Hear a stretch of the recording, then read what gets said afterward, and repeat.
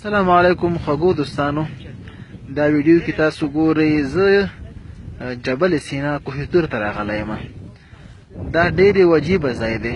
دلته ډېر خلک به راتلل ډېر مشکله ده، خو الله دې ټولو پکې قسمت وکړي. تاسې که وګورئ دغه ورېځ زما نه لاندې ده، زه د ورېځ د پاسه یم. چې کله ورېځ کې موږ داخل شو تقریبا شبنم احساس کوو. نو ورونو دا د هغه مقدس ځای دی چې کوم ځای کې د موسی علیه السلام د الله سره خبرې شوي دي.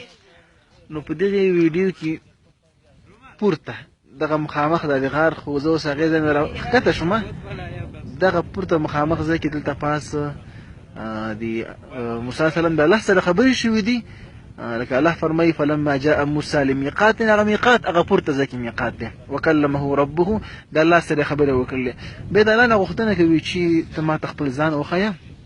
ربي أرني انظر إليك، الله ورته وایي قال لن تراني، ته ما نشي لیدلی. نو که چېرته بیا هم زما لیدل غواړې نو بیا دې غر ته وګوره، ولكن انظر إلى الجبل، هغه مخامخ دغه غر دی.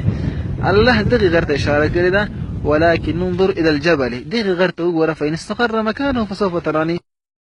غر په ځای باندې ودرېږي او دغه مثال خرابه نشي، وران نشي، ټوکړې نشي، ته به هم ما وګوري.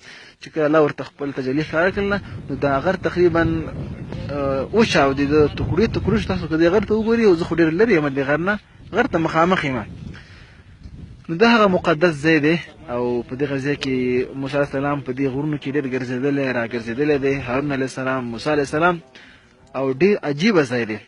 که درته ووایم دوستانو، منګه ډېر پورته راغلي یو، بیخي زمونږ مخامخ لاندې ډېر لرې یو. منګه تقریبا موږ د غر د لاندې بیخ نه تر دې ځای پورې 3.5 ساعته مزل کړی دی.